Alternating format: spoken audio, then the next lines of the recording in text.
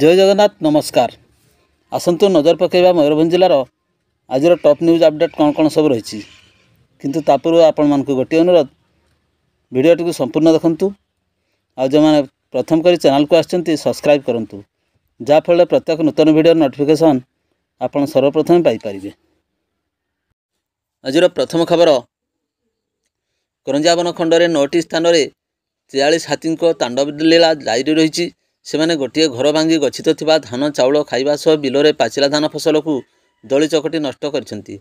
हाथी विलंबित राति सिंगड़ा सेक्शन राइतलिया गाँव में पशि शंभुनाथ हंकर आजबेस्टर घर कांथ झरका भांगी गच्छित धान चाउल खाई देथिले। हाथी घर भांगुवा देखि घर लोक मैंने प्राण विकल घर छाड़ी दूर को पलाई जाइथिले।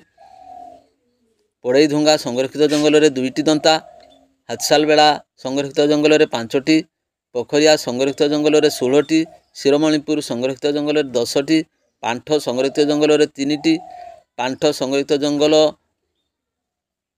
रे गोटे दंता, हांडीफुटा संरक्षित जंगल में गोटे दंता, खजुरिया संरक्षित जंगल में गोटे दंता, सातकोशा संरक्षित जंगल में 4टी हाथी रही।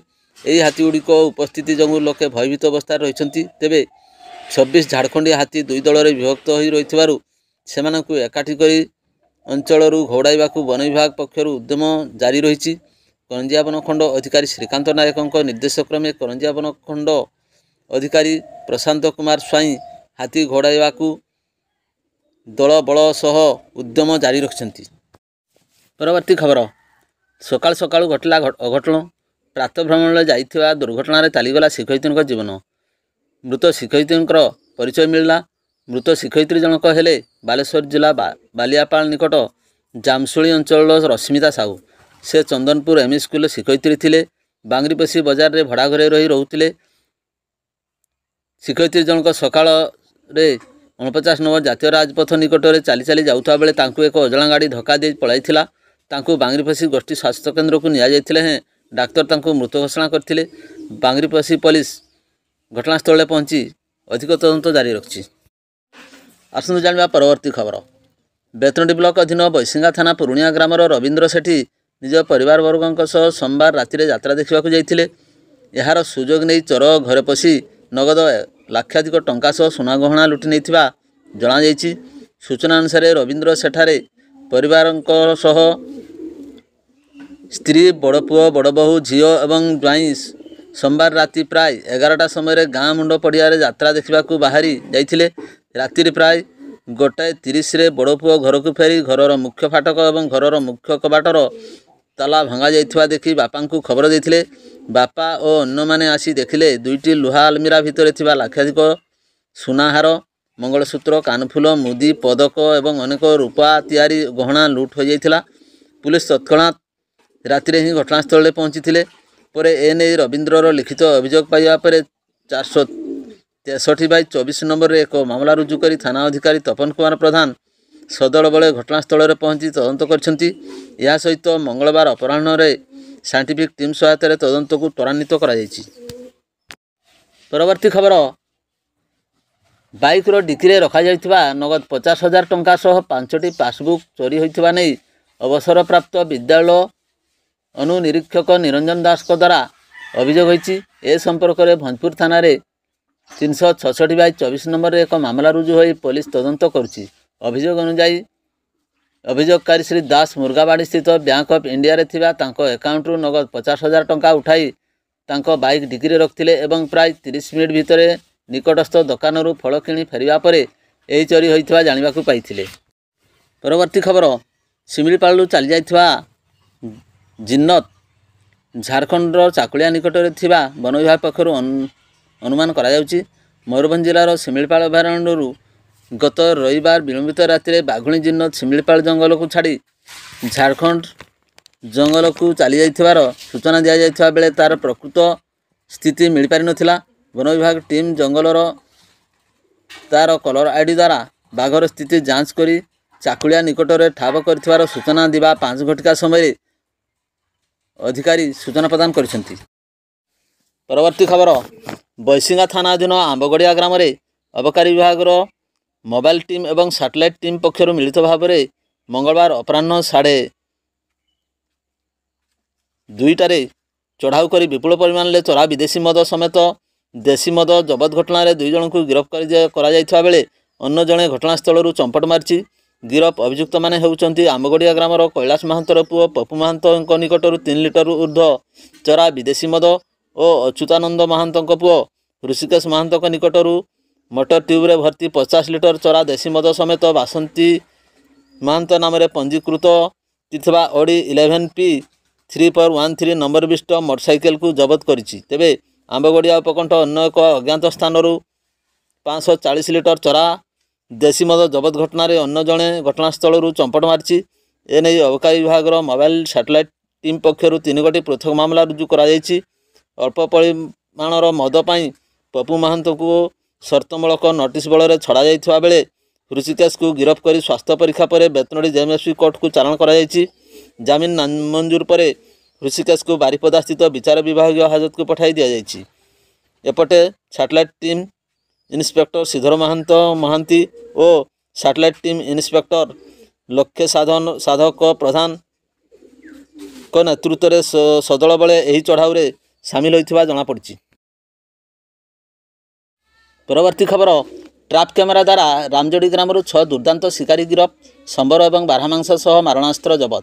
ଶିମିଳିପାଳ ଉତ୍ତର ଏବଂ ଦକ୍ଷିଣ ବନ୍ୟଖଣ୍ଡରେ ଲାଗିଥିବା ଟ୍ରାପ୍ କ୍ୟାମେରାରେ ଅକ୍ଟୋବର ମାସ ଶେଷ ଭାଗରେ ଉତ୍ତୋଳିତ ଫଟୋ ବନ ବିଭାଗ ଦେଖିଲା ପରେ କରଞ୍ଜିଆ ଏବଂ ଦୁଧିଆନୀ ବନାଞ୍ଚଳରେ ରାମଯୋଡ଼ି ଗ୍ରାମରୁ 5 ଜଣ ଶିକାରୀଙ୍କୁ ଶିମିଳିପାଳ ଦକ୍ଷିଣ ବନ୍ୟପ୍ରାଣୀ ଡେପୁଟି ଡାଇରେକ୍ଟର ସମ୍ରାଟ ଗୌଡ଼ାଙ୍କ ନେତୃତ୍ୱରେ ଦକ୍ଷିଣ ଏବଂ ଉତ୍ତର ଶିମିଳିପାଳ ବନଖଣ୍ଡରେ ଏକ ସ୍ୱତନ୍ତ୍ର ଟିମ୍ ସୋମବାର ଗିରଫ କରିବା ପରେ କୋର୍ଟ ଚାଲାଣ କରିଥିବା କାର୍ଯ୍ୟାଳୟ ପକ୍ଷରୁ ସୂଚନା ମିଳିଛି।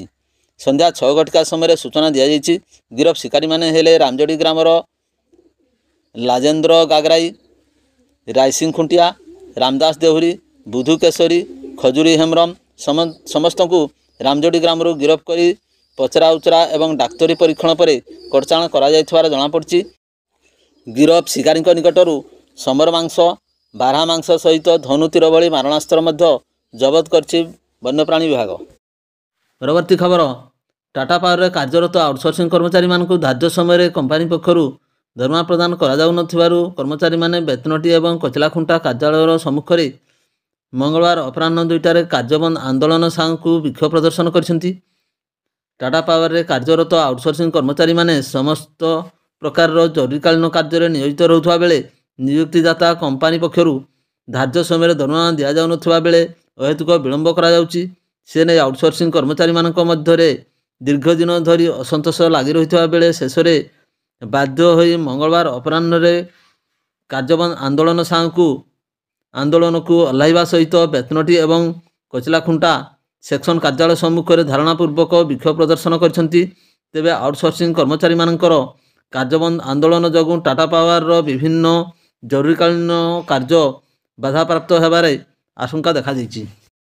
ପରବର୍ତ୍ତୀ ଖବର, ଦେବକୁଣ୍ଡ ପରିବେଶ ପର୍ଯ୍ୟଟନସ୍ଥଳୀ ବିକାଶ ପ୍ରକଳ୍ପକୁ ଉଦ୍ଘାଟନ କଲେ ମନ୍ତ୍ରୀ ଗଣେଶରାମ ସିଂ ଖୁଣ୍ଟିଆ। ତେବେ ମୟୂରଭଞ୍ଜ ଜିଲ୍ଲାରେ ପ୍ରସିଦ୍ଧ ଦେବକୁଣ୍ଡକୁ କିଭଳି ପର୍ଯ୍ୟଟନ କ୍ଷେତ୍ରରେ ଉନ୍ନତି କରାଯିବ, ଏନେଇ ରବିବାର ଅପରାହ୍ନରେ ପ୍ରାୟ 4:30 ସମୟରେ ଦେବକୁଣ୍ଡ ପରିବେଶ ପର୍ଯ୍ୟଟନସ୍ଥଳୀ ବିକାଶ ପ୍ରକଳ୍ପର ଉଦ୍ଘାଟନ କାର୍ଯ୍ୟକ୍ରମ ଅନୁଷ୍ଠିତ ହୋଇଯାଇଛି। ଜଙ୍ଗଲ ଏବଂ ପରିବେଶ ମନ୍ତ୍ରୀ ଶ୍ରୀ ଗଣେଶରାମ ସିଂ ଖୁଣ୍ଟିଆ ଏହାର ଶୁଭ ଉଦ୍ଘାଟନ କରିଥିବା ବେଳେ ବାରିପଦା ବିଧାୟକ ପ୍ରକାଶ ସୋରେନ, RCCF ପ୍ରକାଶ ଚାନ୍ଦ ଗଗନେନୀ, ଶିମିଳିପାଳ ଡେପୁଟି ଡାଇରେକ୍ଟର ସମ୍ରାଟ ଗୌଡ଼ା, ଉଦଳା NSC ଅଧ୍ୟକ୍ଷା ପ୍ରମିଳା ପଣ୍ଡା ଓ ଅନ୍ୟାନ୍ୟ ଅଧିକାରୀ ଏବଂ ବିଶିଷ୍ଟ ବ୍ୟକ୍ତିମାନେ ଏହି କାର୍ଯ୍ୟକ୍ରମରେ ଉପସ୍ଥିତ ଥିଲେ। ପରବର୍ତ୍ତୀ ଖବର, ଡଙ୍ଗାପାଲି ଗ୍ରାମରେ ଟ୍ରାକ୍ଟର ଓଲଟି ଜଣେ ମୃତ। ଗରୁମଶେଣି ଥାନା ଅନ୍ତର୍ଗତ ଡଙ୍ଗାପାଲି ଗ୍ରାମରେ ଜଣେ ଯୁବକ ଚନ୍ଦ୍ରମୋହନ ପୂର୍ତ୍ତି ନିଜର ବିଲରୁ ଧାନ କଟା ସାରି ଏକ ଟ୍ରାକ୍ଟର ଯୋଗେ ଧାନକୁ ଆଣୁଥିବା ସମୟରେ ଟ୍ରାକ୍ଟରଟି ଓଲଟି ପଡ଼ିଥିଲା। ଫଳରେ ଚନ୍ଦ୍ରମୋହନ ଟ୍ରାକ୍ଟର ଚକା ତଳେ ଚାପି ହୋଇ ରହିଯାଇଥିଲେ। ସ୍ଥାନୀୟ ଲୋକେ ଚନ୍ଦ୍ରମୋହନଙ୍କୁ ଉଦ୍ଧାର କରି ରାଇରଙ୍ଗପୁର ଡାକ୍ତରଖାନାରେ ଭର୍ତ୍ତି କରିଥିଲେ ମଧ୍ୟ ସେଠାରେ କାର୍ଯ୍ୟରତ ଡାକ୍ତର ତାଙ୍କୁ ମୃତ ଘୋଷଣା କରିଥିଲେ। ଦିବା 2 ଘଟିକା ସମୟରେ ପୋଲିସ ଏକ ଅପମୃତ୍ୟୁ ମାମଲା ରୁଜୁ କରି ମୃତଦେହକୁ ପରିବାରବର୍ଗକୁ ହସ୍ତାନ୍ତରିତ କରିଛି। ପରବର୍ତ୍ତୀ ଖବର, ବେତନଟି ବ୍ଲକ ସଭାଗୃହରେ ଜଙ୍ଗଲ ଜମି ଅଧିକାର ଆଇନର ଜଙ୍ଗଲ ଜମି ଅଧିକାର କମିଟିର ମହିଳା ସଦସ୍ୟମାନଙ୍କର ଦକ୍ଷତା ବିକାଶ ନିମନ୍ତେ ବ୍ଲକସ୍ତରୀୟ କର୍ମଶାଳା ମଙ୍ଗଳବାର ଅପରାହ୍ନ 4ଟାରେ ଆୟୋଜିତ ହୋଇଯାଇଛି। ଜଙ୍ଗଲ ଜମି ଅଧିକାର ଆଇନର ବେତନଟି ବ୍ଲକ ସଂଯୋଜକ ସନ୍ତୋଷ କୁମାର ଦାସ ସମ୍ପାଦନା ଓ ଓ ପରିଚାଳନାରେ ଆୟୋଜିତ କାର୍ଯ୍ୟକ୍ରମରେ ସମନ୍ୱିତ ଆଦିବାସୀ ଉନ୍ନୟନ ସଂସ୍ଥା ବାରିପଦାର ଜଙ୍ଗଲ ଜମି ଅଧିକାର ଆଇନର ସଂଯୋଜକ ପ୍ରଶାନ୍ତ କୁମାର ରାୟ, ସମ୍ବଳ ଅଧିକାରୀ ଭାବରେ ସ୍ୱେଚ୍ଛାସେବୀ ଅନୁଷ୍ଠାନ ବସୁନ୍ଧରା ପକ୍ଷରୁ ବିକାଶ ସିଂ, ବୁଧରାମ ପାତ୍ର, ସୁନାରାମ ମୁର୍ମୁ ପ୍ରମୁଖ ଉପସ୍ଥିତ ରହି ମହିଳାମାନଙ୍କ ସଦସ୍ୟମାନଙ୍କର ଆବଶ୍ୟକ ତାଲିମ ପ୍ରଦାନ କରିଥିଲେ। ଏଥିରେ ବେତନଟୀ ବ୍ଲକର 24ଗୋଟି ପଞ୍ଚାୟତର ସରପଞ୍ଚ, ସମିତି ସଭ୍ୟ, ପଞ୍ଚାୟତ ନିର୍ବାହୀ ଅଧିକାରୀ ଏବଂ ଜଙ୍ଗଲ ଜମି ଅଧିକାର କମିଟିର ମହିଳା ସଦସ୍ୟମାନେ ଉପସ୍ଥିତ ରହିଥିଲେ। ପରବର୍ତ୍ତୀ ଖବର, ତିରିଙ୍ଗ ଥାନା ଧବାଧବଣୀ ଗ୍ରାମରେ ମୁଖ୍ୟ ରାସ୍ତାରେ ଜଣେ ଯୁବକଙ୍କୁ ଅତି ନୃଶଂସ ଭାବରେ ହତ୍ୟା କରାଯିବା ଘଟଣା ସମଗ୍ର ତିରିଙ୍ଗ ଥାନା ଇଲାକାରେ ଚାଞ୍ଚଲ୍ୟ ସୃଷ୍ଟି କରିଛି। ମୃତ ଯୁବକଙ୍କ ନାମ ମାଜୁରାମ ସୁଣ୍ଡି, ବୟସ 24 ବର୍ଷ। ତାଙ୍କ ପିତାଙ୍କ ନାମ ଡୁବୁଲ ସୁଣ୍ଡି। ସ୍ଥାନୀୟ ଲୋକଙ୍କ ଆଲୋଚନା ମୁତାବକ ସମ୍ଭବତଃ ସୋମବାର ରାତି ପ୍ରାୟ 7ରୁ 8ଟା ଭିତରେ ଏହି ନୃଶଂସ ହତ୍ୟାକାଣ୍ଡ ଘଟିଛି। ଖବର ପାଇ ତିରିଙ୍ଗ ପୋଲିସ ଦଳ ଘଟଣାସ୍ଥଳରେ ପହଞ୍ଚି ଗାଁ ରାସ୍ତା ମଧ୍ୟରେ ମାଜୁରାଙ୍କ ରକ୍ତ ଜୁଡୁବୁଡୁ ଅବସ୍ଥାରେ ପଡ଼ିଥିବା ଦେଖି ତାଙ୍କୁ ତୁରନ୍ତ ଉଦ୍ଧାର କରି ରାଇରଙ୍ଗପୁର ଡାକ୍ତରଖାନା ପଠାଇଥିଲେ।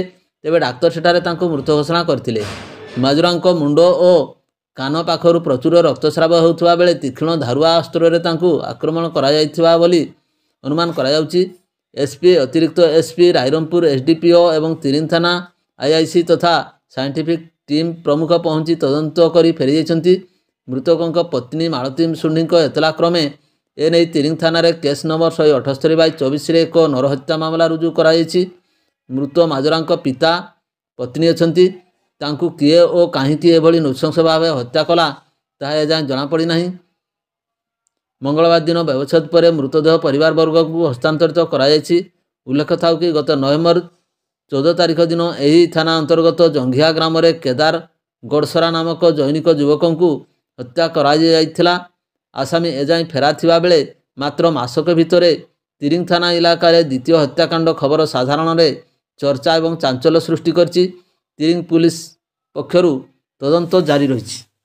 ଭିଡ଼ିଓଟିକୁ ଶେଷ ପର୍ଯ୍ୟନ୍ତ ଦେଖିଥିବାରୁ ଅନେକ ଅନେକ ଧନ୍ୟବାଦ।